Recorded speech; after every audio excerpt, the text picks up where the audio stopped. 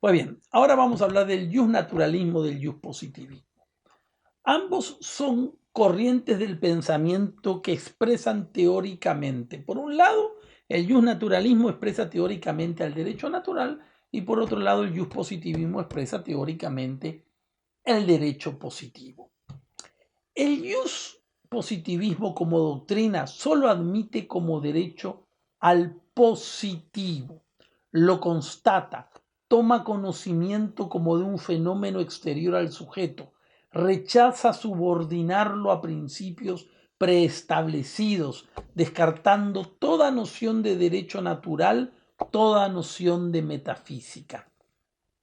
Esta corriente de pensamiento filosófico está sujeta a diversas tendencias que lo revisten de caracteres distintivos acorde a la prevalencia de un determinado aspecto. Existe un positivismo estatal, otro legalista, otro normativista, otro de índole sociológico, así también algunos de fuerte concepción factualista, como aquellos denominados historicismos. Por su parte, el justnaturalismo como corriente del pensamiento propugna que para todo derecho positivo existe un derecho natural, del cual deriva o del cual se inspira. Nacido en los ontanares de la misma naturaleza humana, el derecho se abre y se multiplica. Luego, por voluntad racional de cada tiempo y de cada pueblo, en mil arroyos de vida, pues eso ha sido el derecho a lo largo de la historia. Unidad y multiplicidad fecundantes de la ciudad humana en continua marcha. Como cosa curiosa, nos enseñaba el doctor Secundino Núñez, los pueblos frecuentemente desatinados o controvertidos, lanzados a la deriva por sus propias conmociones y crisis, vuelven siempre al derecho natural para recuperar la unidad, para orientar secundariamente sus caminos. Otras veces, sin embargo, alentados o arrebatados por fuertes vientos de novedad y creatividad libre, despliegan sus velas y olvidan el continente firme y roqueño de donde parte todo dinamismo humano. Pues todo movimiento creador nace de un principio firme y crece hacia un destino claro. Nada hay en la vida y mundo de los hombres que sea exclusivamente natural o que sea exclusivamente cultural. Este es un principio que hay que entenderlo. No hay nada en la vida de los hombres que sea exclusivamente natural o que sea exclusivamente cultural. Y como la relación jurídica se da tan íntimamente entretejida en la convivencia y la civilización de los hombres, nada extraño puede parecernos que el derecho sea urdiembre del derecho natural y del derecho positivo al mismo tiempo. Lo extraño, más bien, que puede parecernos es la negación tan generalizada y que en estos 3 últimos siglos se han hecho del derecho natural. Por razones de método, analizaremos previamente la evolución de las diversas tesis que en su conjunto forman o denominan el panorama justpositivista. Remontándonos en la historia encontraremos algunos antecedentes remotos, perdón la redundancia, en los sofistas, con una fuerte convicción justpositivista. Acentuaban la contraposición entre ley y naturaleza, sosteniendo que no existían leyes inmutables. Para ellos las leyes no tenían fundamento en la naturaleza ni fueron establecidas por los dioses, sino por simples convenciones de los hombres para poder vivir en sociedad. Así nos dice Antifón en la segunda mitad del siglo V a.C. Por su parte, los epicúreos, impregnados de un fuerte relativismo, consideraban que la mejor sociedad era aquella regida por el derecho, dado que funciona mejor desde un punto de vista práctico, siendo irrelevante de que esté de acuerdo con ciertos ideales abstractos de justicia y de dignidad humana. Imaginémonos, los epicúreos solo le importaba la practicidad de que el derecho sirva en ese momento determinado, descartando cualquier importancia que se pudiera dar a los valores perseguidos por él mismo. Ya en la época moderna, en los siglos XVII y los siglos XVIII, es cuando vamos a descubrir los primeros claros indicios del sistema empirista. El empirismo es la doctrina que sustenta como única fuente del conocimiento los sentidos. El modo positivista filosófico y jurídico, ahí lo tenemos a Bacon, a Locke, a Hume, para caer en cuenta de que el reduccionismo psicológico de estos pensadores, que ponen a la experiencia sensible como única fuente del conocimiento humano, es como la piedra fundamental y simiente del edificio positivista. Si el conocimiento del hombre comienza y termina con la adquisición de los fenómenos, hay que olvidarse de la esencia, hay que olvidarse de la naturaleza o las propiedades de los seres. He ahí el fenomenologismo.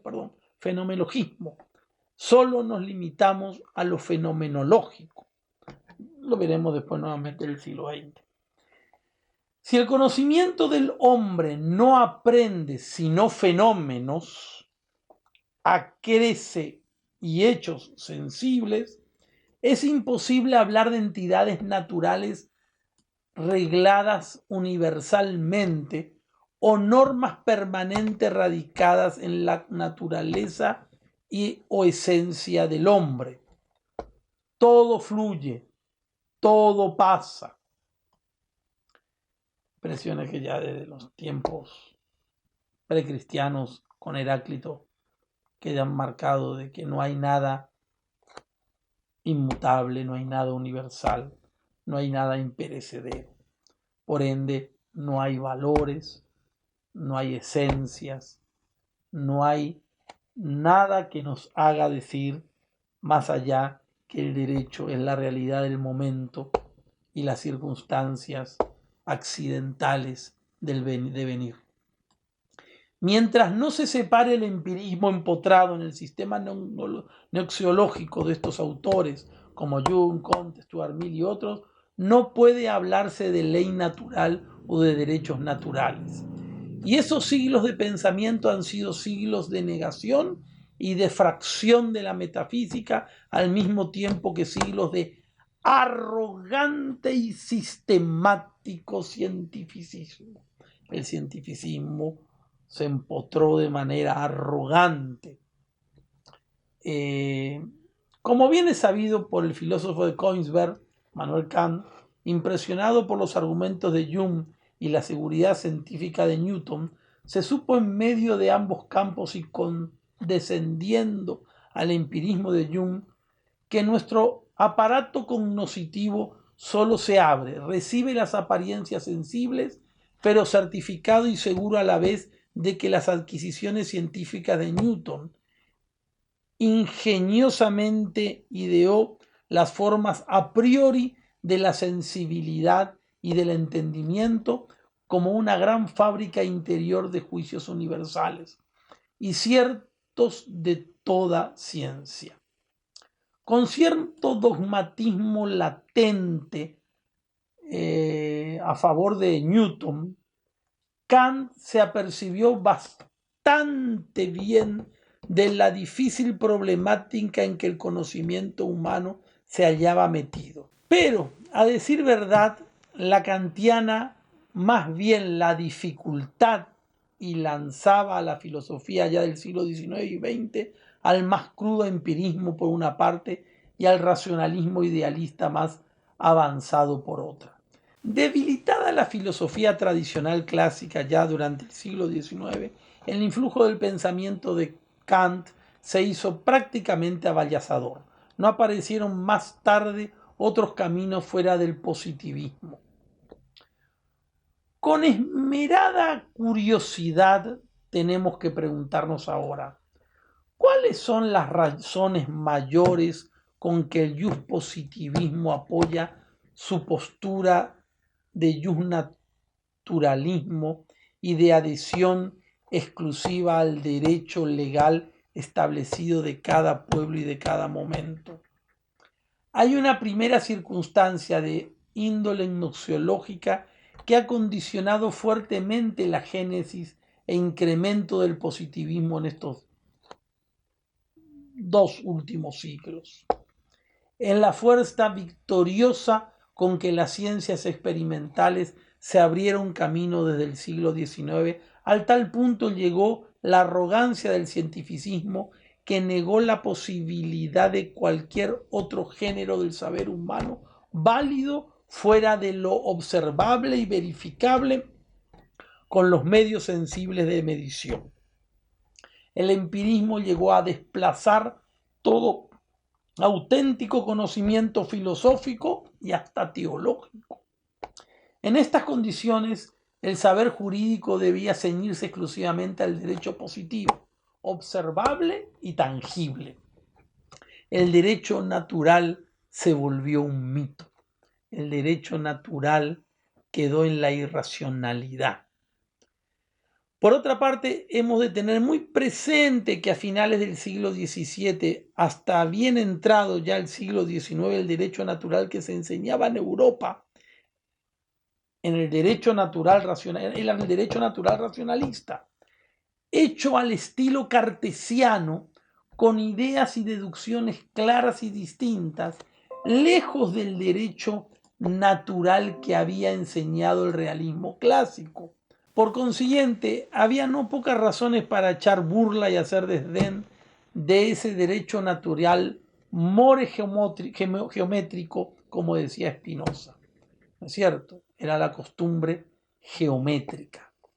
Más allá de estas razones circunstanciales, los positivistas han acusado al derecho natural diciendo que era obsceno y moluscoideo. Prácticamente añadían a eso otra razón, la falta de coactividad, que según decían desde siglos atrás era esencial en el derecho. El derecho natural, además de venir de un capricho de la razón, no es ejercitable por la fuerza.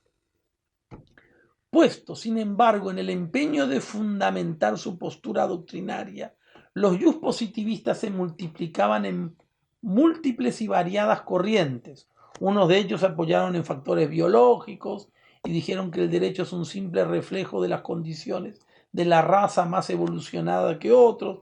Otros recurren a los factores económicos y del derecho a la fuerza de la clase productora dominante. Otros se arriman al poder político y afirman que el orden jurídico es mero efecto de la voluntad coactiva del Estado. Otros, como hemos visto, están en el Volksgate, etc.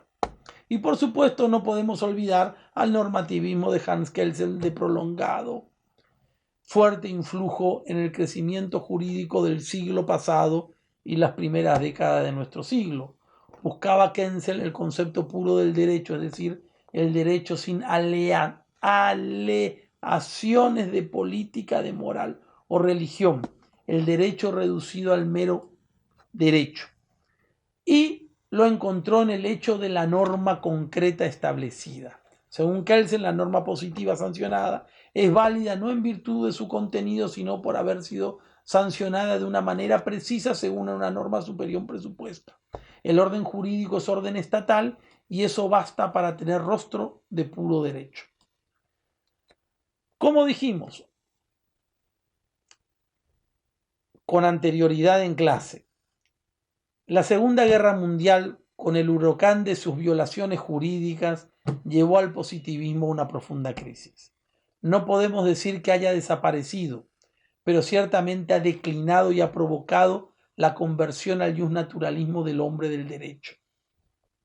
Contribuyen también a esta declinación del positivismo jurídico la recuperación lenta pero seguro de la metafísica en el pensamiento filosófico de los juristas. El naturalismo hoy día ha crecido en Europa y en América. Obras como Hervada, Jesús Ballesteros, Hervada ustedes leen todas sus obras, Sergio Cota, Michel Villet, Utz, Finis, Mazzini, Strauss, Vigo y otros, indiscutiblemente generan una creación constante en materia de justnaturalismo. Cosa notable es que el justnaturalismo dejó de negar el positivismo, lo exige, lo fundamenta y lo anima en todos sus sectores. Derecho natural y derecho positivo son como raíces, tronco y ramas de un vasto sistema que ordena y promueve la coexistencia y dinámica social. El derecho natural existe y está en la base de todo orden justo animando la racionalidad y rectitud de toda norma y de toda acción jurídica. El justnaturalismo sostiene que en la vivencia y coexistencia ordenada de los hombres hay un reparto o distribución de bienes, valores y compromisos que vinculan a todos los miembros de la comunidad, anteriores y superiores a todo reparto voluntario o positivo. Previo a todo derecho establecido por imperio autoritario de los hombres, se dan paso poderosos derechos naturales, es decir, cosas y acciones debidas al hombre por el solo hecho de ser hombre. Son derechos que brotan de la naturaleza rica y compleja del hombre, que cada uno trae desde el seno materno. Ubi, homo, ibi, ius. Ahí donde está el hombre, ahí está el derecho. Y todos los hombres, por poco que vayan ganando conciencia de la naturaleza específica de seres humanos, también toman conciencia de estos derechos inherentes de la misma naturaleza personal. Por fuerza de esta conciencia y de esta vivencia, los mismos lloran, protestan y patalean cuando injustamente se les maltratan o cuando la gente, incluso analfabeta, muestra tanto apego a la vida, a la libertad, a los bienes, a los valores, a las primeras necesidades y claman y piden justicia al cielo y a la tierra. Este es el recuerdo memorable que nos deja aquella obra maestra de la literatura griega, la Antígona de Sófocles, cuando esta heroína del derecho natural gritaba conjuradamente al tirano, su propio tío. Recuerdan, ¿no es cierto?, cuando pedía que se respetase el sagrado derecho de los dioses al sepulcro, a la sepultura. El justnaturalismo, sin negar o sin objetar los derechos positivos establecidos por la voluntad racional de los hombres, afirma la existencia, vigencia y fuerza de estos derechos tan íntimos y tan imperiosos que acompañan a la naturaleza de todo hombre. El justnaturalismo afirma que el derecho natural es un derecho real, vigente, no un simple valor ideal, horizonte axiológico de los derechos positivos. Está en la base y es el fundamento cálido y vigente de todo derecho humano. Evidentemente, la posibilidad de percibir en toda su permanente existencia humana, el hombre los vincula y desata al mismo tiempo. Importa superación noxiológica de todo empirismo y de todo fenomenologismo. Hay que superar a Jung, hay que superar a Kant. Obviamente este comentario trae consigo miles de críticas. Por otra parte, debemos señalar una vez más que esta concepción del justnaturalismo que estamos desarrollando en estas clases nada tiene que ver con el justnaturalismo racionalista del siglo XVII y del siglo XVIII, propugnados por Leibniz, propugnados por Grocio, por Wolff y varios hombres de la Ilustración. Partiendo de principios literalmente racionalistas, pretendían deducir en todos sus detalles la variada normativa de la vida colectiva, acabó de apagarse, terminó muriendo del todo con el nacimiento del historicismo y el positivismo. Es decir, el positivismo y el historicismo pudieron surgir en el siglo XIX gracias a esos errores fatales del justnaturalismo racionalista.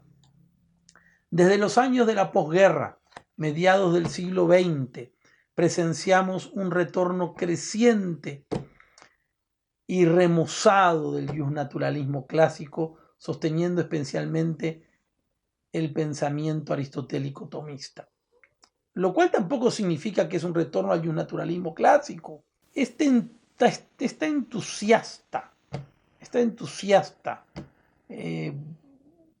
búsqueda a través del camino que nos propone el justnaturalismo, este rehacer justnaturalista, tiene numerosos autores, como dijimos, que lo van propugnando. Llegará el día en que no haya contradicción entre el derecho natural y el derecho positivo, ya que el derecho positivo va a encontrar un suelo nutricio en el derecho natural. Bueno, por último, vamos a diferenciar rápidamente derecho natural de derecho positivo. Derecho natural, derecho positivo, ambos hemos de decir sobre ellos que tanto el uno como el otro son derecho en pleno sentido de la palabra. Y no son como dos árboles plantados uno al lado del otro. Son más bien un solo árbol, un árbol jurídico con raíces y troncos firmes y permanentes y con sus ramas, hojas y flores que se multiplican y cambian según las condiciones de cada estación estival. Nunca podemos decir que se va a dar uno de esos derechos solos. Ambos se compenetran y se animan, según la sabia expresión que viene del derecho natural y según las circunstancias del lugar y tiempo en que se expresan. En vez de oponerse, hacen matrimonio para generar y promover la ordenada convivencia y el bienestar humano. A causa del hombre se ha establecido el derecho. Sin embargo, es también inevitable, si no queremos confundir todo lo jurídico con un mundo gato pardo, distinguir aquello específico propio del derecho natural del aquello otro específico y propio del derecho positivo. El derecho natural, decimos, brota espontáneamente de nuestra misma naturaleza y condición humana, brota espontáneamente de nuestra existencia como tal, de nuestro ser racional, de nuestro ser voluntario.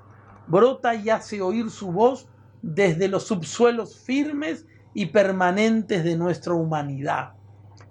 Pues, niño, joven, adulto o anciano, en ningún momento de la vida dejamos de ser lo que somos. El derecho positivo es una exuberante superfetación de la existencia humana histórica, caminante y cambiante. Sin el derecho natural, el derecho positivo se agota en veleidades de normas ocasionales y hasta fortuitas sin horizonte. Decimos veleidades porque parece que el dictamiento muchas veces de una ley provoca una excitación popular por el convencimiento de que se está dictando lo que se quiere. Y muchas veces ese clamor popular no es otra cosa que un egoísmo que a gritos pide destruir la naturaleza propia del hombre, como el caso cuando se piden normas abortistas sin límite. Entonces, sin derecho positivo, como habíamos dicho, el derecho natural se pierde en vacuidades. El derecho natural deja de estar y con la historia nos ha demostrado que en algún momento la mente humana encauzará racionalmente ese desatino y volverá a surcar sobre esas aguas propias de la naturaleza que le es tan propia y que no puede ser alterada ni por caprichos del momento, ni por la voz del tirano, y mucho menos por la voluntad de alguien que a usanza de aquellos absolutistas monárquicos decían lex voluntat principis, o la voluntad, perdón, la ley es la voluntad del príncipe.